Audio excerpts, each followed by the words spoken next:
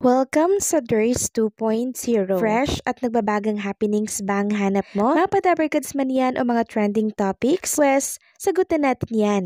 Kaya naman isubscribe nyo na ang ating channel para sa mga nagbabagang balita everyday. So ayun, welcome back again sa ating YouTube channel mga kadabarkads. And for today's video, ang pag-uusapan natin ay tungkol sa mga pangyayari sa loob at sa labas ng Itbulaga, sa Dabarkads, and syempre, sa TBJ.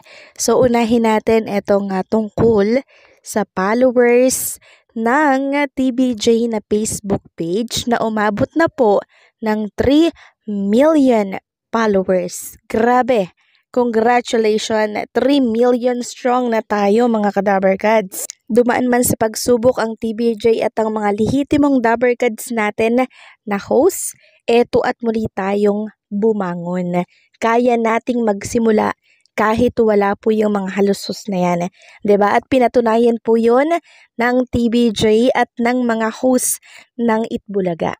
Basta nandiyan kayo mga kadabarkads, kayang-kaya namin muling tumayo dahil sa suporta po ninyo. Samantalang ang TBJ na page ay meron pong announcement para po ito sa mga mommies na ang gusto po ay nutritious na food, nutritious na milk para po sa kanilang mga anak. Sabi dito ng TBJ, shout out sa mga dabarkads nating mommies. Ito daw ang buhos, nutrisyon at pagmamahal with Birch Tree Fortified. Comment na.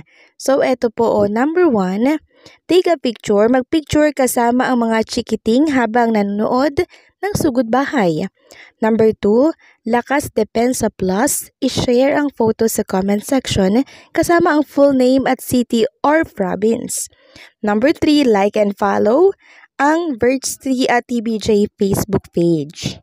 Samantalang sa mga nagtatanong tungkol po sa Sugod Campus mga kapatid, eto na mga kadabarkads, mukhang may date na po at sa March ang pangalawang Sugod Campus mga kapatid. Ito po yung inaantay ng lahat dahil sobra-sobrang nag-enjoy talaga sila sa first Sugod Campus mga kapatid To the highest level talaga yung mga estudyanteng unang nasugod nila. Sabi nga dito sa ating nakalap, malaking pasabog daw ang dapat abangan sa Itbulaga na tila mangyayari na nga sa darating daw na March. Ito nga daw ay ang talaga namang inaabangan ng marami na pangalawang pagsugod campus ng Itbulaga at mga dabarkads na hindi lang maghahatid daw ng saya sa mga estudyante kundi maghahatid din ng tulong sa mga ito. Sabi pa dito, matatandaan daw po na una na daw na pag-usapan ang posibleng dalawa sa mga masusugod campus ng Itbulaga sa mga susunod na buwan.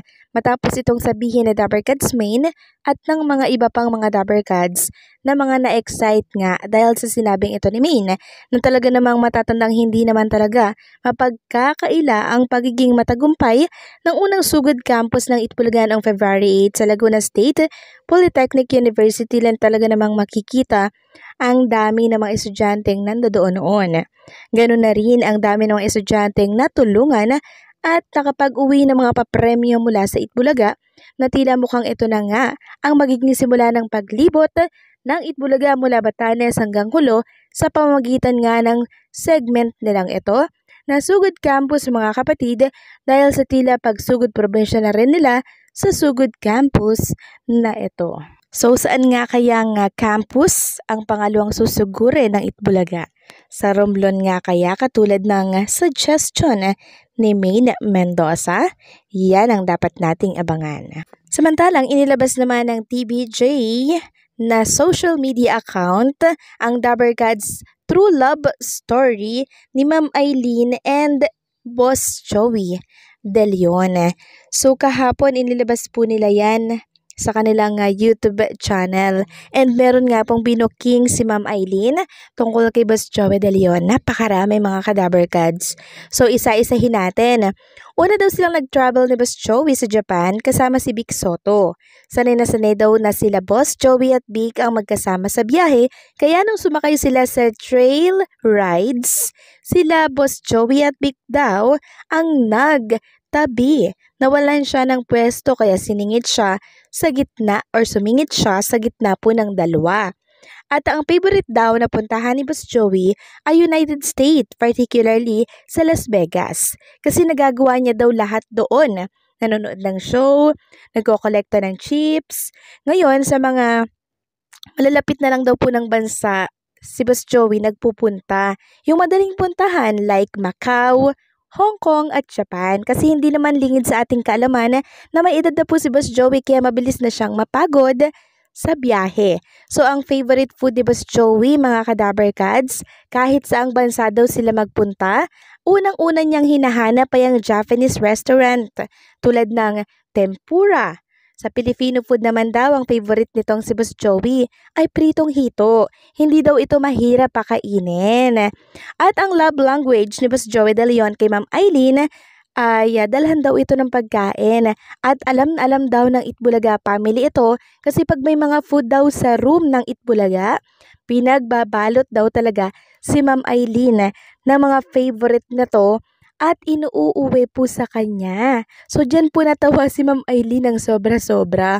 Isa pang love language ni Boss Joey ay ang paghago daw ng likod ni Ma'am Eileen. Ang unang ginagawa daw ni Boss Joey ay pakagaling studio pakagaling po lang Itbulaga. Nilalabas daw yung mga pagkain na kinuha nito sa studio. Diyan nga po napatakip ng kamay sa face niya si Ma'am Eileen dahil sa kakatawa niya. Pagising naman daw sa unang ginagawa, ang unang ginagawa ni Boss Joey ay mag-sign up the cross. Kailan din daw sa huli. No, yan din daw yung ginagawa ni Boss Joey. Yan yung huling ginagawa, mag-sign up the cross, una at huling ginagawa. At eto pa yung last. Eto daw yung na-discover ni Ma'am Eileen kay Boss Joey. Yung totoo, malambing daw ito. Simula naman ng una, malambing na ito. Ngayon daw, mas nakikipaglaro at bonding na to sa apo niyang si Jaco. Mas marami na daw po nilang oras. Kasi nung maliliit pa daw yung mga anak nila ni Boss Joey De Leon, kunti lang daw yung oras ni Boss Joey dito dahil sobrang busy sa work, taping, shooting. Ngayon, mas marami na daw oras si Boss Joey kaya madalas na silang magka-bonding at madalas na po silang naglalaro nitong si Jacob, yung apo po nila, mga Kadaber Cats. So nakakatuwa lang kasi ngayon mas na-enjoy ni Boss Joey De Leon yung presence ng family niya, 'di ba? So nakakatuwa. Parang ito yan parang nagpagod ka, nagpaka-busy ka nung kabataan mo, tapos ngayong matanda ka na, relax ka lang, nag-e-enjoy ka na, 'di ba? So nakakatuwa kasi hindi po sinayang ni Boss Joey yung kanyang kabataan. And syempre nung time na malakas pa siya. Kaya eto, nag-enjoy siya ngayon ng sobra. So, maraming salamat Ma'am Eileen sa pagbabahagi niyo po ng mga ilang info tungkol kay Boss Joey De Leon. Sobrang love na love namin si Boss Joey, ang TVJ at ang mga family po nila. Basta kaming mga Dabber Cats, patuloy kaming susuporta sa kahit anumang project, meron po ang Dabber Cats. So, hanggang dito na lamang ang update natin. Maraming salamat po sa patuloy na pagsuporta. And don't forget to like, share, comment, and subscribe.